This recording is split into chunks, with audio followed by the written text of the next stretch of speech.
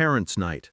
The parking lot glowed under the sodium lights like a stage I hadn't asked to step on. Rows of cars, chatter spilling from the gym doors, children's laughter echoing off brick walls. And there she was, Emily, my ex-wife. Same soft hair, same glassy confidence. Different man beside her. I'd seen him before, some real estate type. Slacks too tight, grin too polished.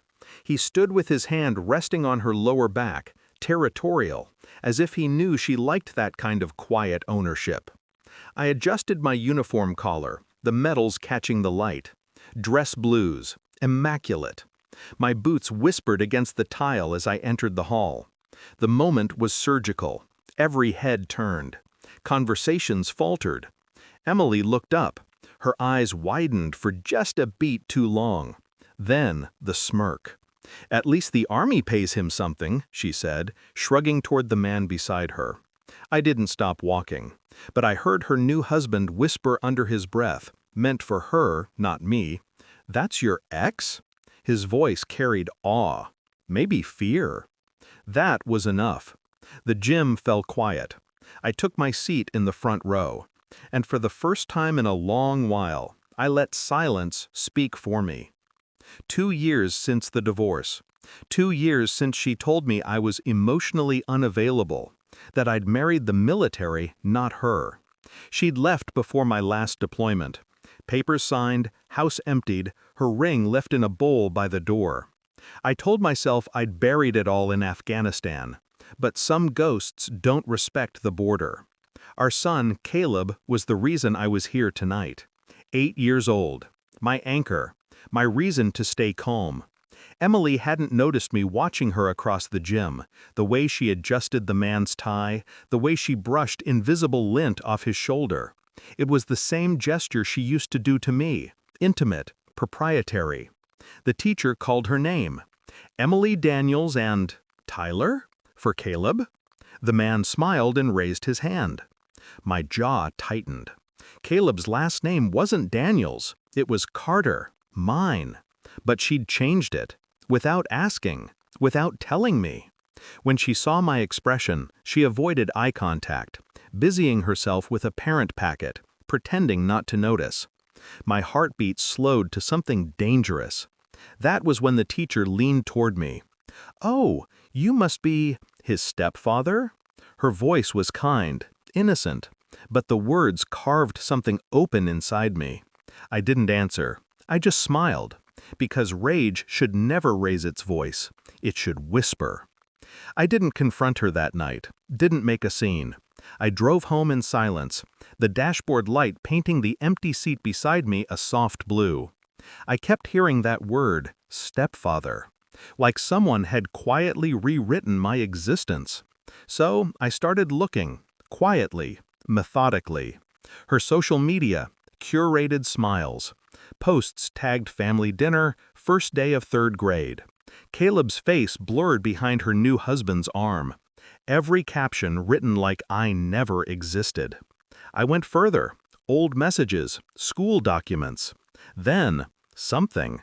Caleb's school medical form listed father, Tyler Daniels. My name was gone. Completely. That wasn't just vanity. That was fraud. That was theft of identity, of blood. So I called a friend in JAG, asked him what documentation a parent needs to change records like that. He sighed, said it usually takes a birth certificate copy or a new one entirely. That's when I froze, because Emily used to work at the county clerk's office. She had access, connections. It all aligned too neatly. At night, I lay awake, not angry, just calculating, replaying each look, each lie she ever told with new clarity. I remembered how she used to call me cold, how she said I never opened up. She was right, and now that was her greatest mistake. Because people like me don't explode, we plan. 2 weeks later, I had the proof. My contact sent over a digital scan of the revised birth certificate. Father, Tyler Daniels, filed 6 months after our divorce, signed with her signature. Forged. I printed it, folded it neatly, slipped it into my breast pocket, just beneath my medals. Parent-teacher conference night, round 2. I waited until the session ended, until parents began to leave. She saw me standing by the door and froze.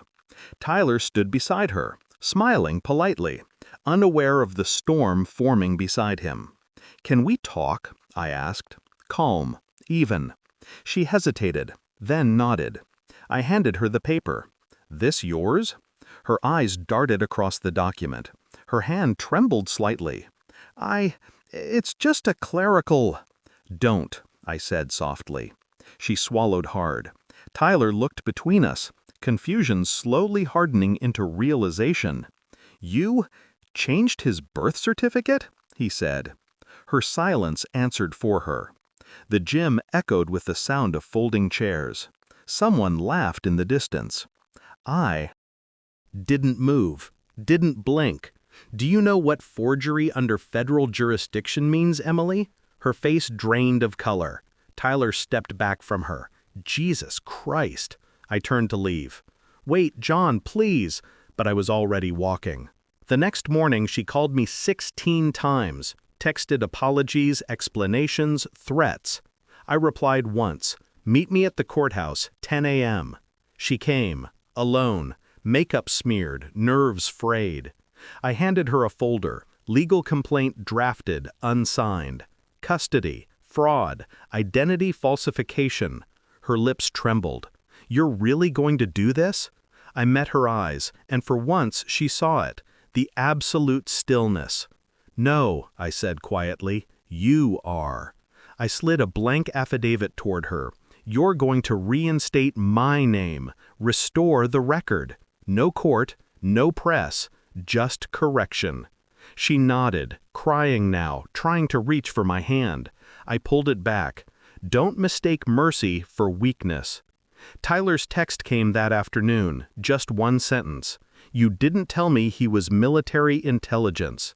That made me smile, because I wasn't anymore, but I didn't correct him. Some myths are worth keeping. Caleb's file now reads, "Father, John Carter." Nothing more, nothing less. Emily never called again. Tyler moved out a month later. I visit the school sometimes, watch from a distance as Caleb runs across the field, his laughter cutting through the noise. He doesn't know what happened. He doesn't need to. That's the thing about truth. It doesn't always scream. Sometimes it just rests, quietly, in the right hands. I stand by the fence, the wind tugging at my uniform. The same uniform she mocked. "At least the army pays him something," she'd said. She was right. It paid me patience, precision, discipline, everything she'll never understand. And as I turn to leave, the final thought lands. Soft, sharp, undeniable. She took my name off a paper. I took her peace forever.